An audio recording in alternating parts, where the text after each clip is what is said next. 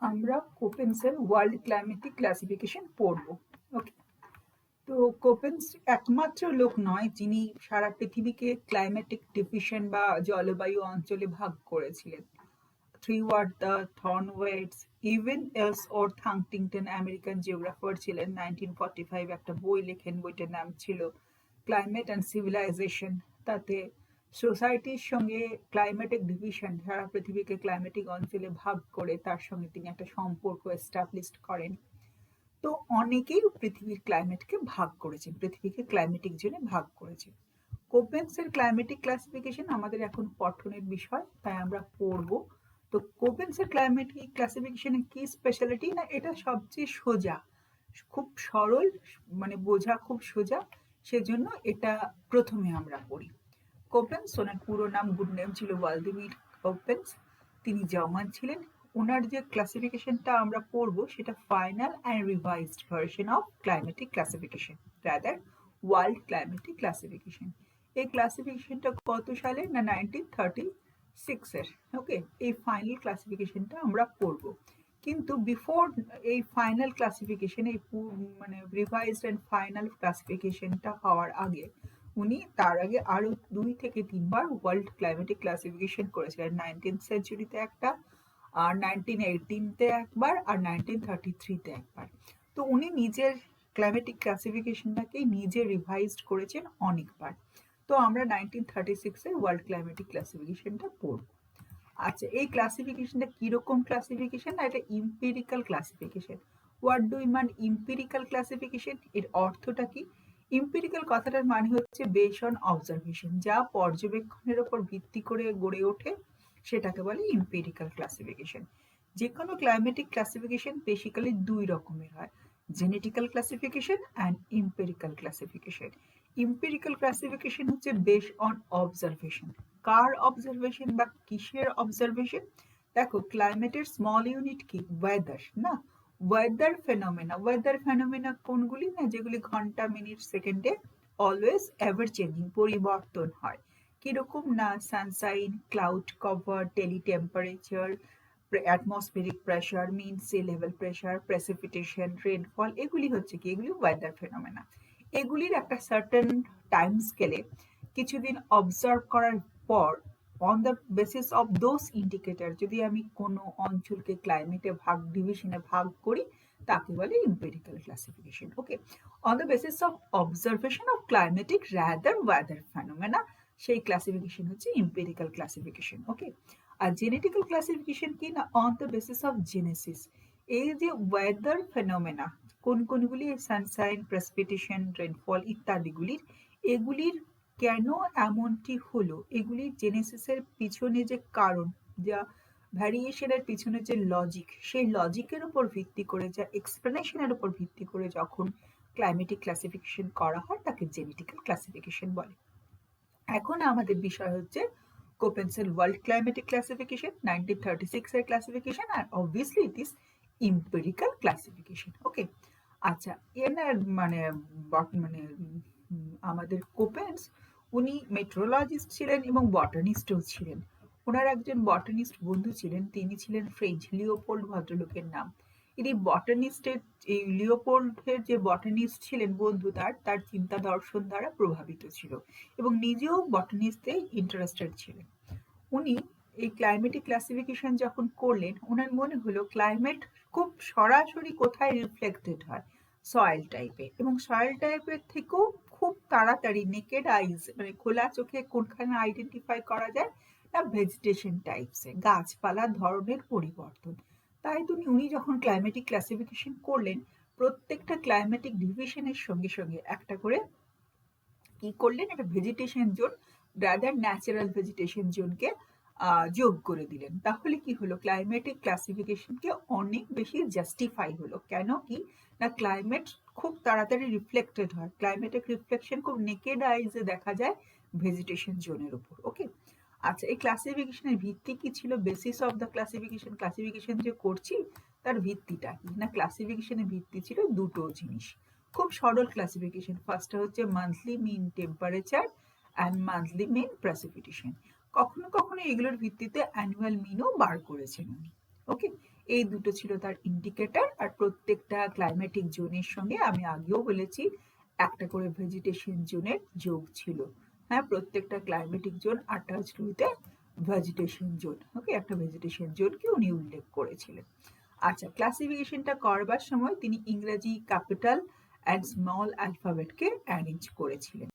আচ্ছা, এই কোপেনের যে ক্লাইমেটিক ক্লাসিফিকেশন, কোপেনের বন্ধু উনি ছিলেন জার্মান র্যাডলফ জিগর। র্যাডলফ জিগর ওনার এই ক্লাসিফিকেশনটা করার পর এটাকে ইমপ্লিমেন্ট করার চেষ্টা করেছিলেন ভেজিটেশন জোনের সঙ্গে ম্যাচ করিয়ে, ওয়ার্ল্ড ডিস্ট্রিবিউশনে কার্টোগ্রাফির হেল্প নিয়ে এস্টাবলিশ করার বা ম্যাচ করার, রাদার ইমপ্লিমেন্ট করার চেষ্টা করেছিলেন। তাই এই ক্লাসিফিকেশনটা একসঙ্গে কোপেনস জিগারফল ক্লাইমেটিক ক্লাসিফিকেশন বলে। অনেকটা ওই ছোটবেলায় জানো না, বোস আইনস্টাইন থিওরি, মানে সত্যেন বোস আর আলবার্ট আইনস্টাইনের থিওরির যুগ্ম ফল বোস আইনস্টাইন থিওরির মতো দুজন চিন্তাবিদের চিন্তা দর্শন সেখানে এক হয়েছে একটা কাজের ভেতর দিয়ে, সেরকম Koppen's classification made by the Koppen বা জিগারফোল্ড বা রান্ডলফ জিগর, উনি কিন্তু এটাকে ইমপ্লিমেন্ট করেছিলেন। এবারে ক্লাসিফিকেশনটা আমি পড়বো। আচ্ছা, ক্লাসিফিকেশনটা পড়ার আগে আমি একটা কথা বলি। উনি capital A B C D E এই পাঁচটা আমি যদি লিখতে থাকি ক্যাপিটালে, এরকম ভাবে আমি যদি লিখতে থাকি capital A B C D E and in H, এই কটা A B C D E পাঁচটা ক্লাইমেটিক জোন, অ্যান্ড এইচ বলে আর একটা আলাদা ক্লাইমেটিক জোন। এই ছটা ক্লাইমেটিক জোনে মানে পৃথিবীর ক্লাইমেটকে ভাগ করেছিলেন। কিন্তু এ বি সি ডি ই এই ক্লাইমেটে ভাগ করতে গিয়ে উনি একটা অসুবিধাও ফেস করেন। সেই অসুবিধার জন্য এ এর সঙ্গে বি এর সঙ্গে সি এর সঙ্গে বা প্রত্যেকটা জোনের সঙ্গে আরো ছোট হাতের একটা অ্যালফাবেট, কখনো ছোট হাতে দুটো অ্যালফাবেটকে যোগ করে ক্লাইমেট টাইপকে উনি জাস্টিফাই করেন। আগে আমরা মূল ক্লাসিফিকেশনটা পড়া শুরু করি, চলো দেখি। এই ক্লাসিফিকেশনে প্রথমে উনি বলেন A type classification, B type classification, C type classification, D E and H type বা এম টাইপ, দুই বলে, কেউ এইচ টাইপও বলেন, উনি এম টাইপও বলছেন। ওকে, তো এ টাইপ ক্লাসিফিকেশনটা কি না, এ টাইপ ক্লাসিফিকেশনটার নাম হচ্ছে ট্রপিক্যাল বা ময়েস্ট ট্রপিক্যাল ক্লাইমেট। ট্রপিক্যাল আর ময়েস্ট ট্রপিক্যাল কথাটার বাংলা করলে কি হবে, ক্রান্তীয় অঞ্চলের জলবায়ু। ক্রান্তীয় অঞ্চল মানে কি না, ইকুয়েটরের দুদিকে যে অঞ্চল অবস্থান করছে, ইকুয়েটরের দুদিকে যে অঞ্চল অবস্থান করছে তাকে ক্রান্তীয় অঞ্চল বলে। আর উনি এটাকে ব্লু কালার দিয়ে, এটাকে উনি ব্লু কালার দিয়ে দেখান, ওনার ভাষায় এটা ব্লু কালার দিয়ে ক্রান্তীয় অঞ্চলের জলবায়ুকে। আমি বলেছি এটার কার্টোগ্রাফি এটা ইমপ্লিমেন্ট করেছিলেন ওর বন্ধু র্যাডলফ জিগর, তো ওইটাকে ব্লু কালার দিয়ে ক্লাইমেটিক জোনটাকে দেখায়। আচ্ছা, যদি আমরা একটা ম্যাপের হেল্প নিই, কিরকম ক্রান্তীয় অঞ্চল কতখানি, দেখো ক্রান্তীয় অঞ্চল অনেকখানি। আমি যদি এই গোল্লাটা দিয়ে দেখি, এটা যদি ইকুয়েটার হয়, এই যে এটা ইকুয়েটার, তাহলে এই যে পুরো জোনটা, এই পুরো জোনটা ক্রান্তীয় অঞ্চল নয় কি? এই পুরো একটু নামিয়ে আনি, একটু সরু করি, ইকুয়েটার থেকে প্রায় 10 ডিগ্রি নর্থ সাউথ পর্যন্ত ক্রান্তীয় জোন। এই অঞ্চলটাতে দেখো কন্টিনেন্ট আছে, ওশেন আছে, আইল্যান্ড আছে, অনেক ভ্যারিয়েশন আছে। এই অঞ্চলে এখানে কঙ্গো বেসিন আছে, এখানে আমাজন বেসিন আছে, এখানে আমাদের গঙ্গা ব্রহ্মপুত্র ডেল্টার নিচের পার্টগুলি আছে। তাহলে এটা বিশাল বড় একটা অঞ্চল। তাহলে সবটাই মানে হিউমিড ক্লাইমেট, সবটাই যদি তুমি বলো সবটাই এ ক্লাইমেট, সবটাই ট্রপিক্যাল ময়েস্ট ক্লাইমেট, কিন্তু সবটাই যে ইউনিফর্মলি একই রকম তেমনটা নয়। তাহলে এটাকে আমি পার্ট পার্ট ডাইসেক্ট করতে পারি, এর যে ক্লাইমেটিক ভ্যারিয়েশন যেরকম হবে। যেমন এই আফ্রিকান পার্টটায় আমার যদি মনে হয় যে আফ্রিকান পার্টটা একটু অন্যরকম ক্লাইমেট, তাহলে এইখানটা একটু অন্যরকম ভাগ করতে পারি। এইখানে দ্বীপগুলো টাইপের একটু অন্যরকম ক্লাইমেট। আবার যদি যাই এই পেনিনসুলার পার্টগুলো একটু অন্যরকম ক্লাইমেট। ওকে, তো আমরা এই ভ্যারিয়েশন করতে পারি। আচ্ছা, এখানে আমার একটা জিনিস বলতে ভুল হয়েছে, সেটা আমি আগে শুধরে নিই। হ্যাঁ, সেটা হচ্ছে ইকুয়েটারটা একটু নিচে আছে, এইটা ইকুয়েটার। ওকে, এই যে এইটা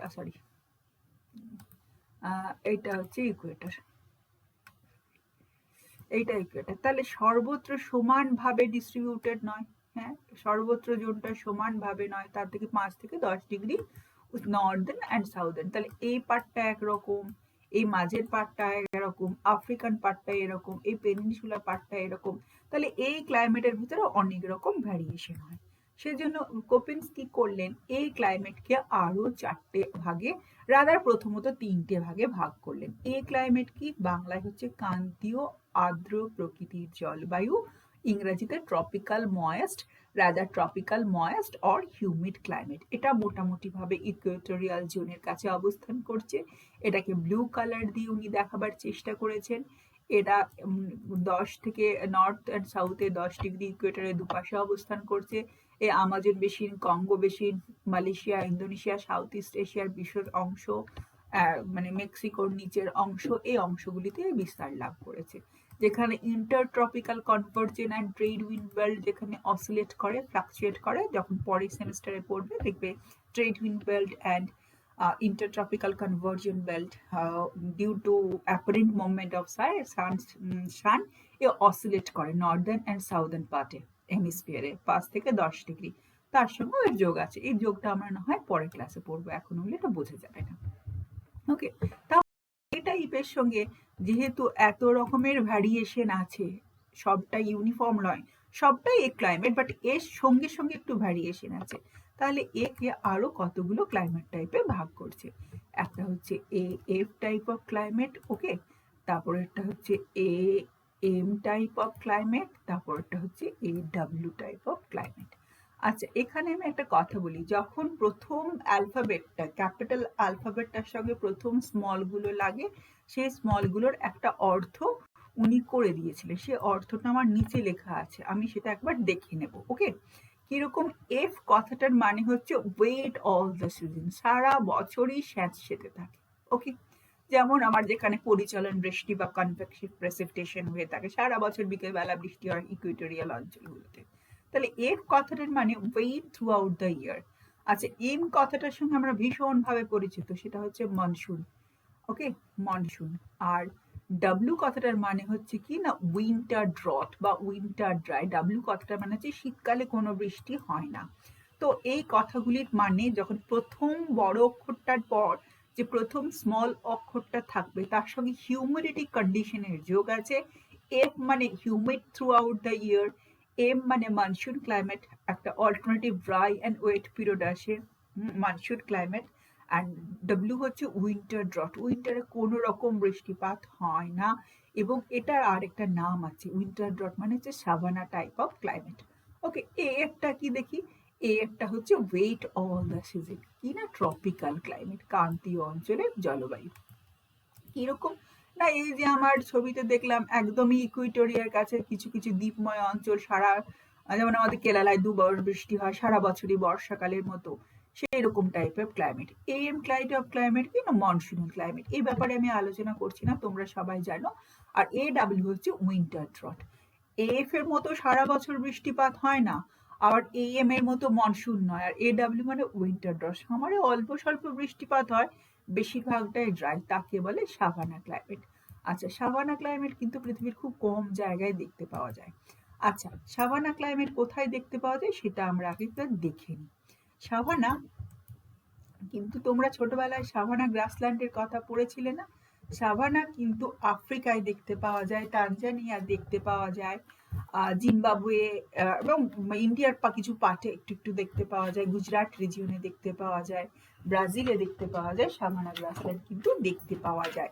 আচ্ছা, এখানে আমি একটা কথা বলি, সাভানা কথাটার মানে কি বলতো, সাভানা গ্রাসল্যান্ড কথাটার মানে কি বলতো, এই যে ট্রপিক্যাল রিজিয়ন, ট্রপিক্যাল মানে কি, নিরক্ষরেখার দুপাশের রিজিয়ন না, ইকুয়েটরের দুপাশের রিজিয়ন না, যদি ইকুয়েটরের দুপাশের যে গ্রাসল্যান্ড সেটার নাম হচ্ছে সাভানা, কারণ এখানে তো উইন্টার ড্রট, খুব কম বৃষ্টি হয়।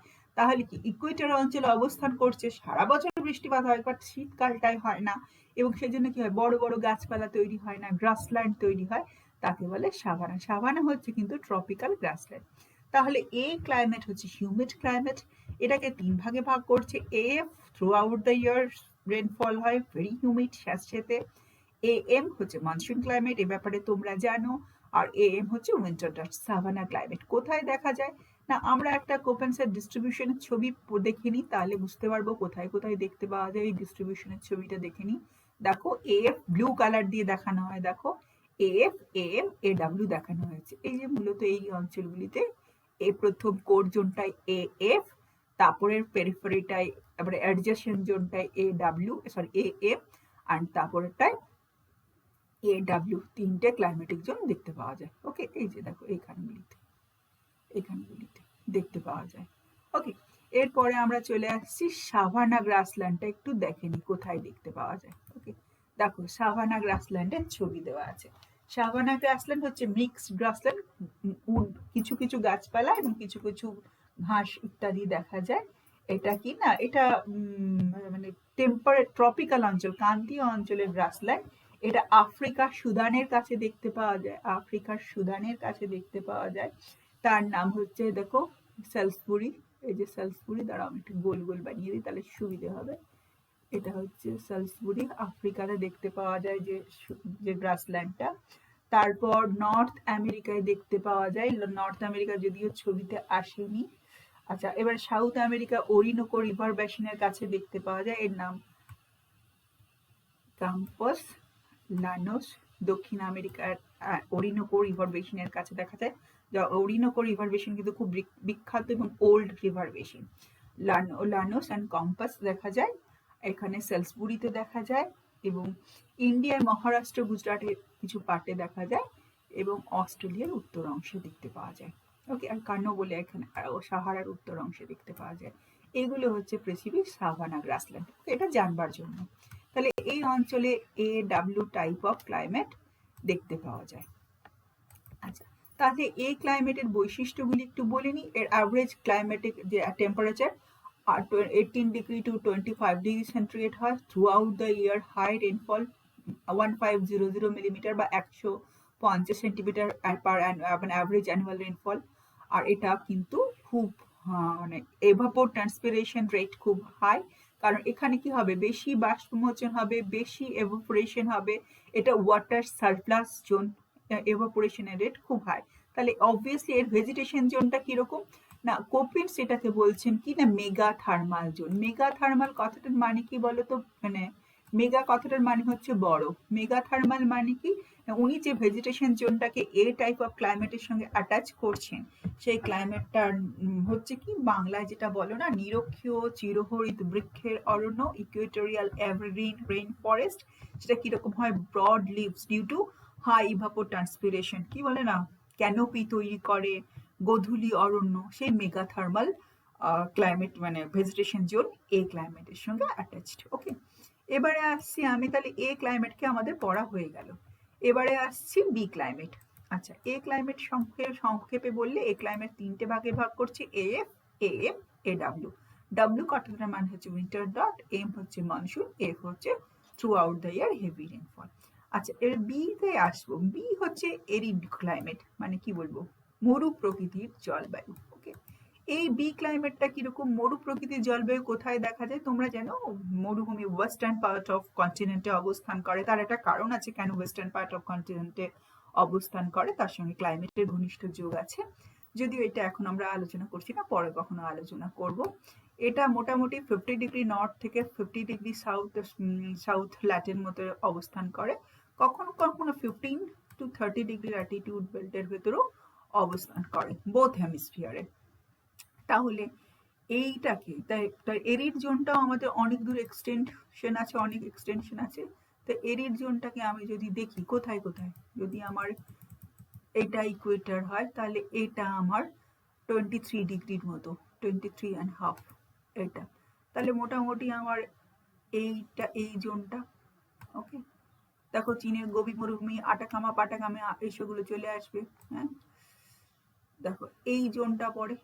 তো এই জোনটাও লট অফ ডাইভার্সিটি, সেখানে এখানে কন্টিনেন্ট আছে, এখানে দেখো সাহারা মরুভূমি আছে, আমাদের আরিবিয়ান ডেজার্ট আছে, আমাদের থর আছে, একটু নিচের দিকে নামিয়ে নিই, থর আছে, দেন এখানে গোবি আছে, দেন তকলামাকান আছে হিমালয়ের ওই পারে, দেন এখানে সোনেরান আছে, আচ্ছা অনেক মরুভূমি আছে না, তাহলে এখানেরও অনেক ভ্যারিয়েশন আছে। সবটাকে এখানেরটাকে একসঙ্গে বি ক্লাইমেট দিয়ে জাস্টিফাই করা যাবে না, তাহলে বি কেও আমি সাবডিভাইড করছি, বি কে দুটো ভাগে ভাগ করছি, বিএস বিএস অ্যান্ড বিডাব্লিউ। আচ্ছা, ডাব্লিউ কথাটা তো আমরা জেনে গেছি, ডাব্লিউটা কি না উইন্টার ড্রট। ওকে, উইন্ড এমনি তো এরই মানে ড্রট, বৃষ্টি খুব কম হয় বা হয়ই না। আর বিএস মানে হচ্ছে সামার ড্রট। এস কথাটার মানে হচ্ছে সামার ড্রট, উইন্টার ড্রট। আমি বলেছি ক্যাপিটালের পাশে যে ছোট অ্যালফাবেটটা থাকবে, ছোট হাতের অ্যালফাবেটটা থাকবে, সেই হিউমিডিটি ক্যারেক্টারকে জাস্টিফাই করে। আচ্ছা, এটা বলার আগে একটু আমার ক্যারেক্টারগুলো কিভাবে জাস্টিফাই করে সেটা আমি একবার নিচে দেখে নিই।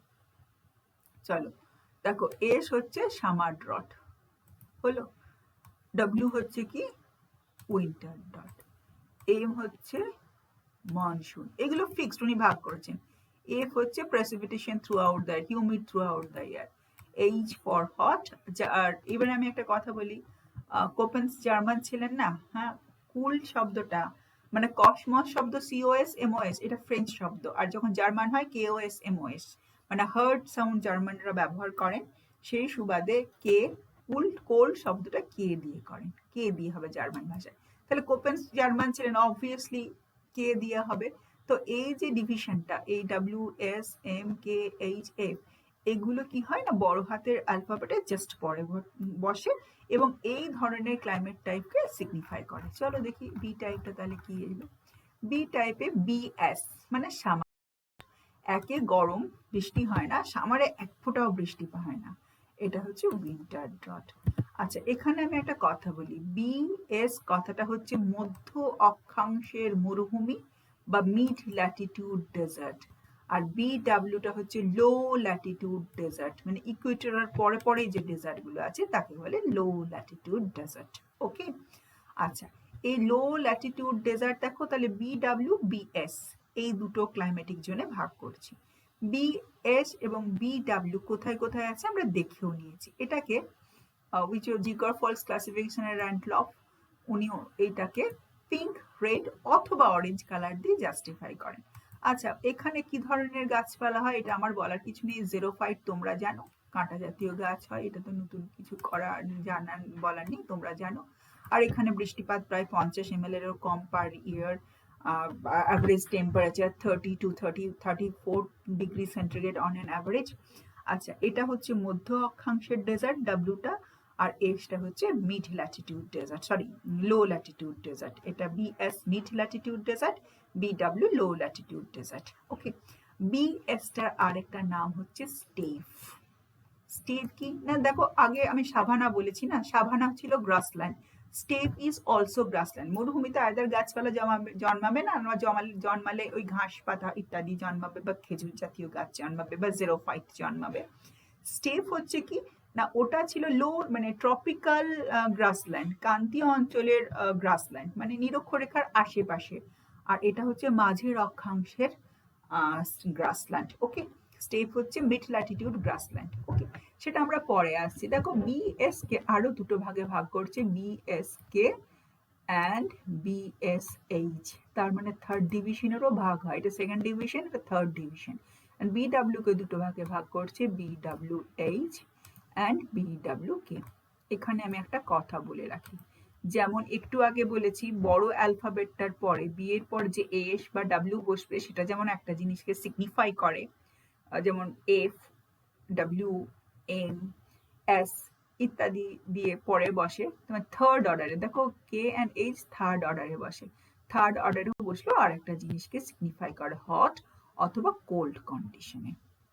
ওকে, তো এই দুটোই কিন্তু আমার ডেজার্ট। এগুলি কোথায় কোথায় দেখা যায় আমি একটু ছবিতে দেখিনি, ছবিতে দেখিনি ডেজার্টগুলি কোথায় কোথায় আছে দেখি, পৃথিবীর ডেজার্টগুলি দেখো, পৃথিবীর ডেজার্টগুলি কোথায় কোথায় আছে।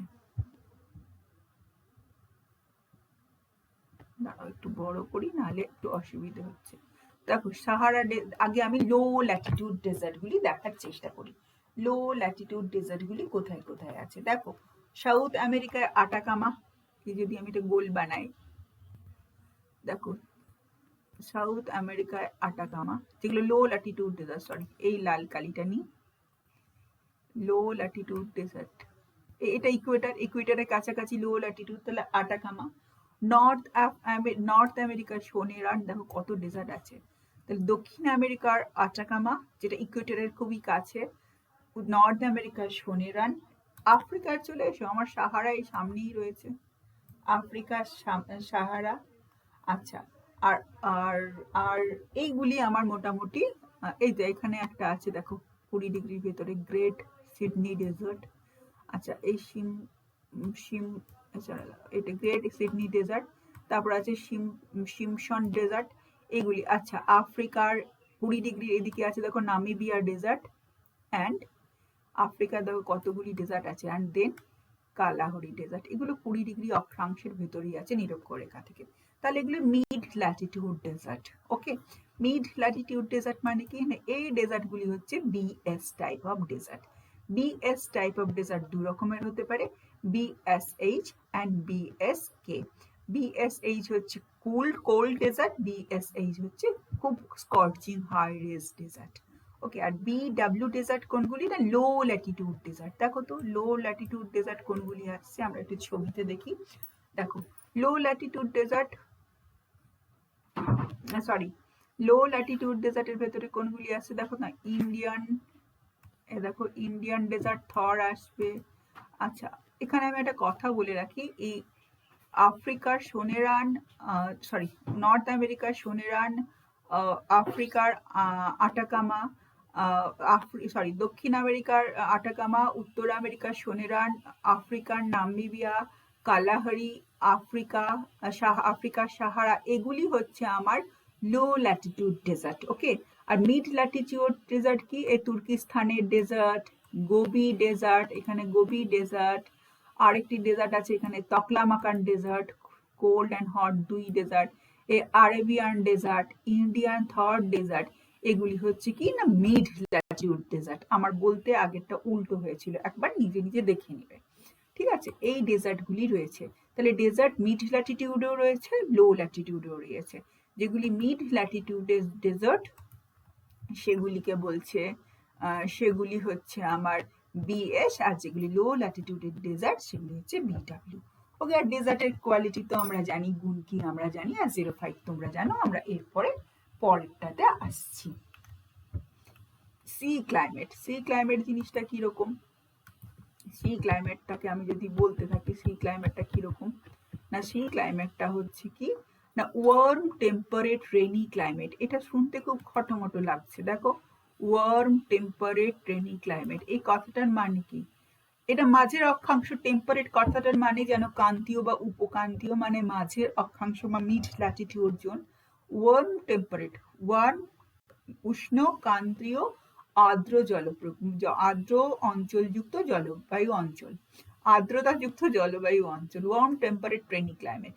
এটা কিরকম না দেখো, এটা যদি আমি ভাগ করি, এটা আমরা যদি ক্লাইমেটিক ডিভিশনটাতে যাই, এটা আসে কোথায় না, আমরা আসে এটা প্রায় 23 আরো নর্থে, এটা ছিল 0 ডিগ্রি, এটা 23.5, এটা 23 ডিগ্রির আরো নর্থে, এরকম জায়গায়। এবং অবভিয়াসলি সাউদার্ন হেমিস্ফিয়ারও সেরকম আরো নিচে আসবে। ওকে, আরো নিচে। তাহলে এটাও অনেক বেশি ডাইসেক্টেড। এখানে কিন্তু alternative dry and wet period আসে, এবং এখানে ক্লাইমেটিক জোনগুলোকে আরো অনেকগুলি ভাগে ভাগ করছে। কিরকম ভাগে ভাগ করছে দেখি, CFA, CFB, CS, এই তিনটে ভাগে ভাগ করছে। দেখো এখানে আমরা এফ কথাটার মানে জানি, সি কথাটা হচ্ছে মাঝের অক্ষাংশে, যেখানে alternatively wet and dry climate আছে, সেরকম জলবায়ু। বোঝা গেল? এবার এফ কথাটার মানে কি না wet throughout the year, বোঝা গেল। এস কথাটার মানে কি না সামার ড্রপ, বোঝা গেল। কিন্তু এ অ্যান্ড বি, এই থার্ড অর্ডারে যে অ্যালফাবেটটা এসেছে সেটার কথা আমরা বুঝতে পারিনি। চলো সেটার অর্থ আমরা আগে বুঝে নিই। যেমন আমরা এগুলি বুঝেছি, এখানে দেখো এ কথাটা লেখা আছে, এটার অ্যাভারেজ টেম্পারেচার দেখো,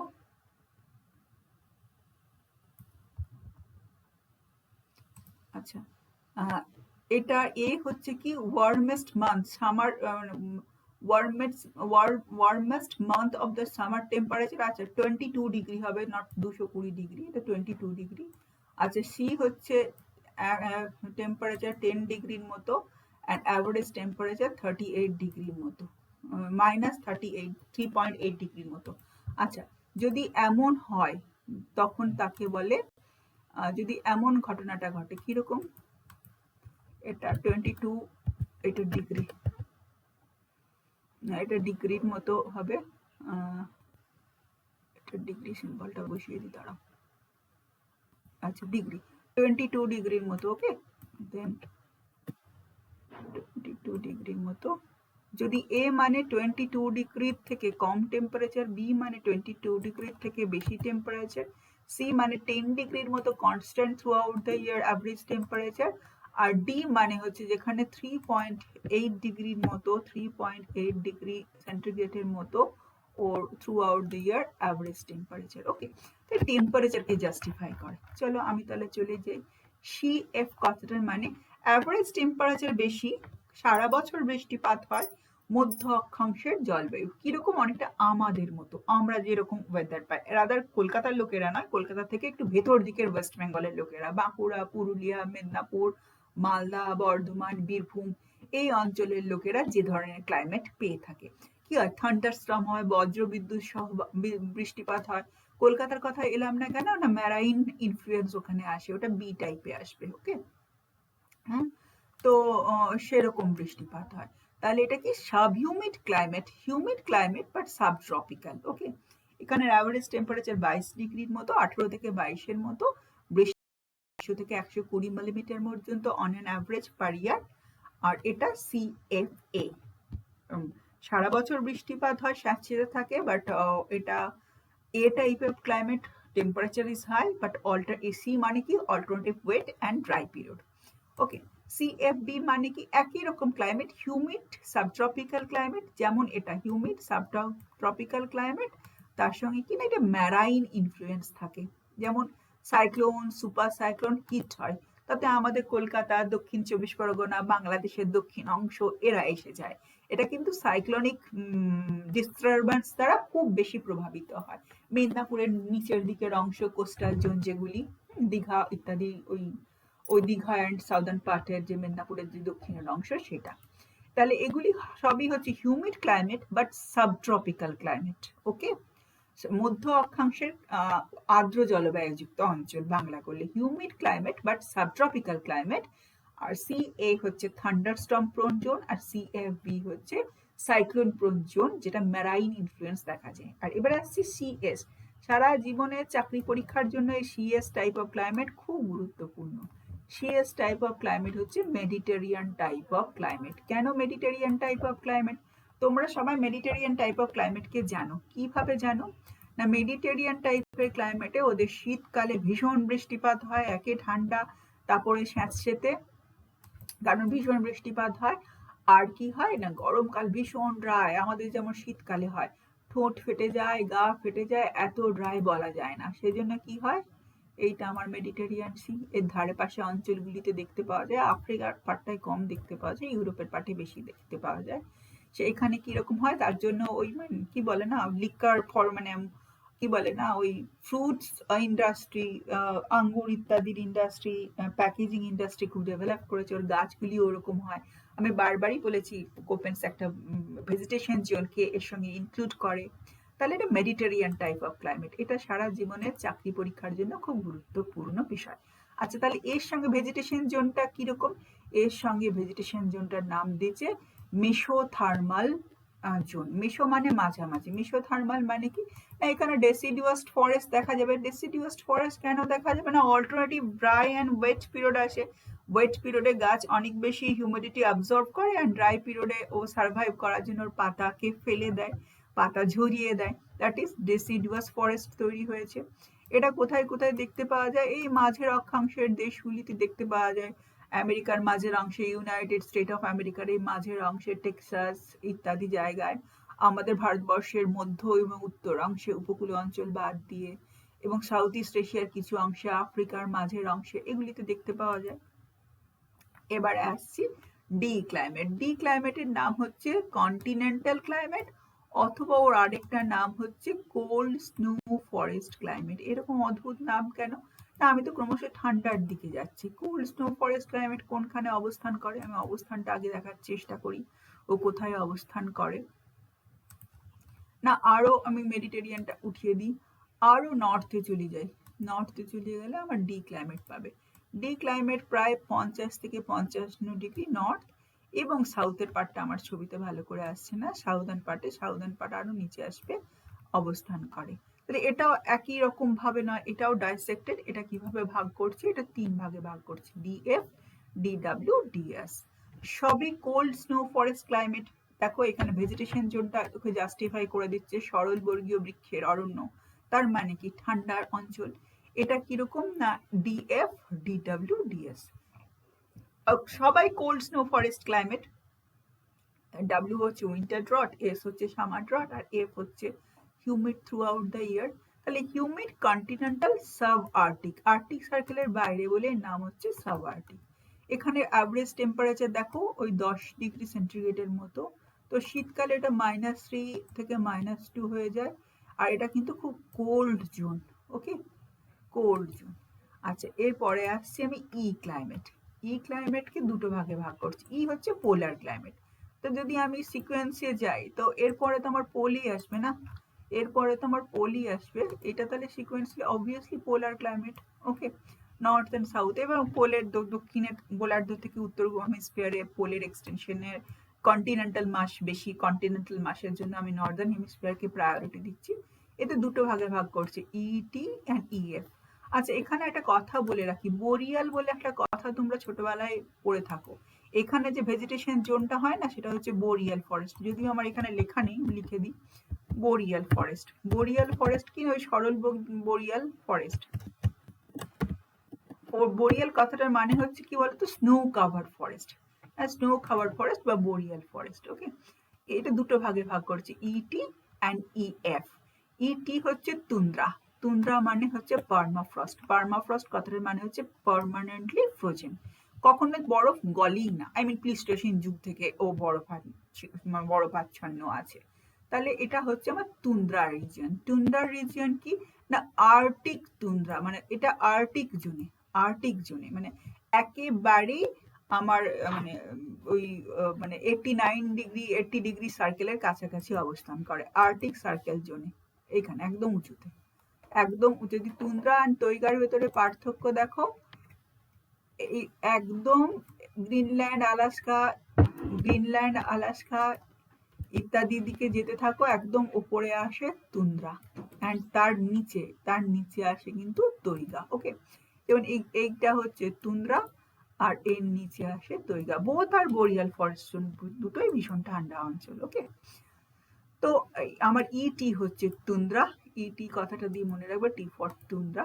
এটা পার্মাফ্রস্ট জোন, এটা কিন্তু আর্কটিক সার্কেলের জোন, কি বলে না ওই আর্কটিক সার্কেলের ওখানে অবস্থান করছে। আর এটা সাব আর্কটিক, জাস্ট আর্কটিক সার্কেলের অ্যাডজেসেন্ট জোন, আর্কটিক সার্কেল যেখানে আছে তার পাশাপাশি অঞ্চলে। এখানে যে ফরেস্টটা সেটা বোরিয়াল ফরেস্ট, আর কোপেন্সের ভাষায় ওই ছোট ছোট মস, ফার্ন, ঝোপঝাড় ইত্যাদি হয়। বেশিরভাগ জায়গায় ঠান্ডাতে গাছই থাকে না, গাছপালায় থাকে না। পোলার আইস ক্যাপ এখানে থাকে। এখানের অ্যাভারেজ টেম্পারেচার, যদিও তুন্দ্রা অঞ্চলে একটু ঠিকঠাক তাপমাত্রা দেখা যায়, তাই তৈগাতে তুন্দ্রাতে তো অ্যাভারেজ টেম্পারেচার মাইনাসে থাকে, কখনো কখনো -10 ডিগ্রি পর্যন্ত হয়ে থাকে। তাহলে আমি এখনো পর্যন্ত ভাগ করে এ ক্লাইমেট তার 3টে সাব ডিভিশন, বি ক্লাইমেট তার দুটো ভাগ, BS and BW, steppe and arid climate. সেটাকে আবার দুভাগে ভাগ করছে, বিএসএইচ অ্যান্ড বিএসকে। আর বিডব্লিউ, বিএসকে অ্যান্ড বিডব্লিউটাকেও দুভাগে ভাগ করছি, বিডব্লিউকে বিএসএইচ। এখানে আমি বলে রাখি, যখন পরের ক্লাসে এয়ার মাস পড়বে, এস অ্যান্ড এইচ এই শব্দ দুটো ভীষণভাবে অর্থযুক্ত হবে। এখন এখানে তাই বেশি এটাই ডিসকাশন করছি না। আচ্ছা, আর সি ক্লাইমেটকে দুটো ভাগে ভাগ করছি, সিএফএ, সিএফবি। আর CS is very important, Mediterranean type of climate. Okay, আচ্ছা, আর ডিএফ, ডিডব্লিউ, ডিএস এটা কোল্ড স্নো ফরেস্ট ক্লাইমেট। আর পিই ক্লাইমেট হচ্ছে ইটি অ্যান্ড ইএফ। আচ্ছা, এরপরে আসছে মাউন্টেন বা হিলি ক্লাইমেট। এটা কিন্তু কোনো অঞ্চলে অবস্থান করে না। তোমরা তো জানো আমাদের মাউন্ট এভারেস্ট অনেক উঁচু, হিমালয় অনেক উঁচু, ওর অক্ষাংশ ওই 27 ডিগ্রি বা 27.5 ডিগ্রি নর্থে। তো 27.5 ডিগ্রি নর্থে তো বরফ জমা উচিত ছিল না। তো কেন ওরকম না, ওর ডিউ টু এলিভেশন। তো আমাদের যেমন মাউন্ট মানে কিলিমাঞ্জারো আছে তানজানিয়ায়, আফ্রিকার, ওর প্রায় 5800 মিটারের মতো হাইট। ওর যদি ওর ল্যাটিটিউড লঙ্গিটিউডটা দেখো, ওর ল্যাটিটিউড হচ্ছে 3 ডিগ্রি সাউথ, দক্ষিণ হেমিস্ফিয়ারে অবস্থান করছে। তো মাউন্ট কিলিমাঞ্জারো, তোমরা তো আজকাল চাঁদের পাহাড়ের দৌলতে জেনে গেছো মাউন্ট কিলিমাঞ্জারোর কথা, তানজানিয়ার। তো সেখানে তুমি যদি দেখো বরফ জমা হয় কেন? Due to height. তাহলে হাইট যেখানে irrespective to position of the earth surface, height plays a dominant role to control the climatic pattern. তাই কোপেন্স হাইটটাকে আলাদাভাবে ভাগ করে নিয়েছিলেন। এই হচ্ছে মূলত কোপেন্সের ওয়ার্ল্ড ক্লাইমেটিক ক্লাসিফিকেশন। আর এটা ছোট করে বোঝবার জন্য এই পার্টটা একটু মনে রাখবে। এরকম দেখতে তো খুব সোজা ক্লাইমেটিক ক্লাসিফিকেশন, কারণ কি দেখো এ ক্লাইমেটের সঙ্গে broad leaf evergreen forest type, B এর সঙ্গে জেরোফাইট ফরেস্ট, অ্যান্ড সি এর সঙ্গে আমার ডেসিডুয়াস ফরেস্ট, ডি এর সঙ্গে আমার কর্নিফেরাস ফরেস্ট, ই এর সঙ্গে আমার বোরিয়াল ফরেস্ট, আর মাউন্টেন তো ইট ডিপেন্ডস অন এলিভেশন। খুব সরল ক্লাইমেটিক ক্লাসিফিকেশন, আর এটা বোঝা খুব সোজা, স্টুডেন্টদের লাইফে পড়তে স্টুডেন্টদের খুব সুবিধে হয়, এবং পৃথিবীকে খুব তাড়াতাড়ি ক্লাইমেটিক ডিভিশনে ভাগ করা যায়। কিন্তু দেখো না, আমি যদি পুরো ভাগটা দেখি, দেখো কত সোজা ভাগটা। একটু ছোট করে নিই, আমার মনে হয় সুবিধা হবে।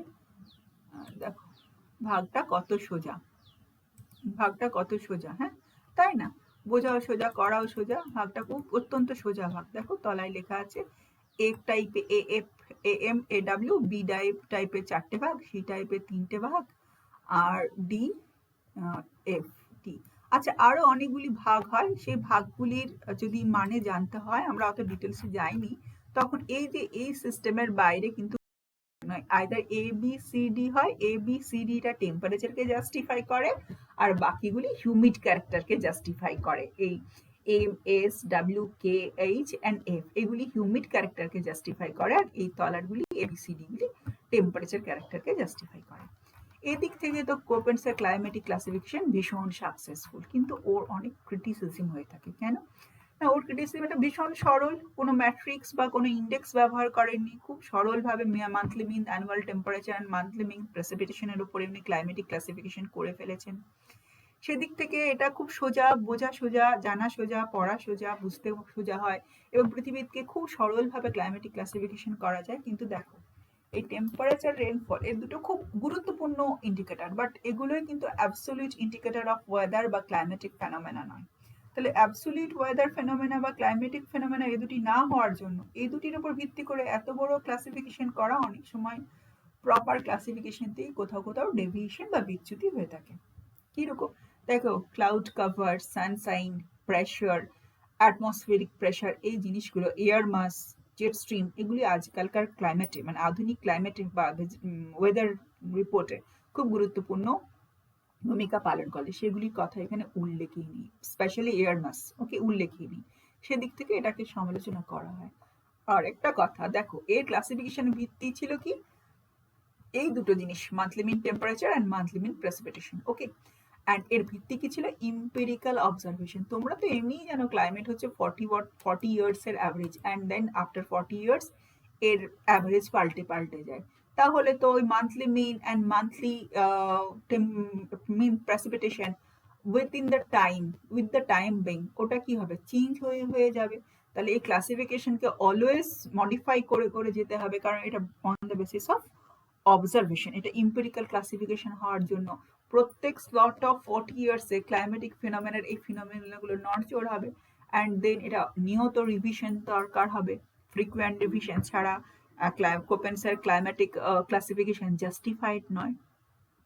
তো এটা যদি এটা ইম্পেরিক্যাল ক্লাসিফিকেশন না হয়ে জেনেটিক্যাল ক্লাসিফিকেশন হতো, এই মান্থলি মিন টেম্পারেচারের পিছনের কারণটা বা জেনেসিসের কারণটা ধরে বা ইন্ডিকেটরের ভেতরে ইন্ডেক্স বা কোনো কারণ ধরে যদি ব্যাখ্যা করা হতো, তাহলে বোধ হয় এই ক্লাসিফিকেশন সেন্টার ফ্রিকুয়েন্ট রিভিশন দরকার হতো না। ইন স্পাইট অফ দ্যাট এটা কিন্তু খুব পপুলার, সারা পৃথিবীকে সরলভাবে উপস্থাপনা করেছে।